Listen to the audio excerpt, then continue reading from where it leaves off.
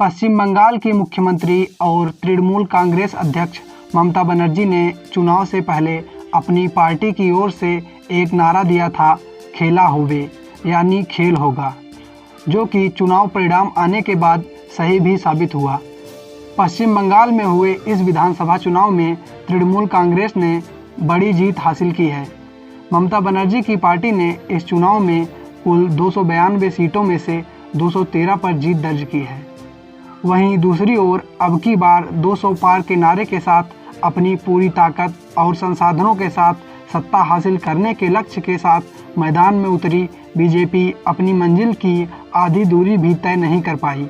BJP को पश्चिम बंगाल में इस चुनाव में 77 सीटें मिली हैं।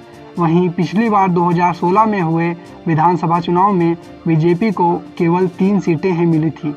लेकिन पश्चिम बंगाल में जिस सीट पर देश भर की निगाहें लगी हुई थी वो थी नंदीग्राम विधानसभा सीट। इस सीट पर कांटे की टक्कर भी देखने को मिली। पहले खबर आई कि ममता बनर्जी 1200 वोटों से जीत गई हैं। फिर थोड़ी देर बाद पता चला कि नंदीग्राम सीट से शुभेंदु अधिकारी ने 1622 वोटों से जीत दर्ज की है। ममता बनर्जी 1984 से चुनाव लड़ रही हैं। कभी सोमनाथ चटर्जी जैसे दिग्गज कम्युनिस्ट नेता को हराकर जायंट किलर बनी थी, तो कभी मामूली उम्मीदवार से भी हार गई थी, लेकिन कभी लड़ना नहीं छोड़ा। इस बार के चुनाव में भले ही वे अपनी सीट से हार गई हों, लेकिन उन्होंने अपनी पार्टी की इस जीत में बड़ी भूमिका अदा की है।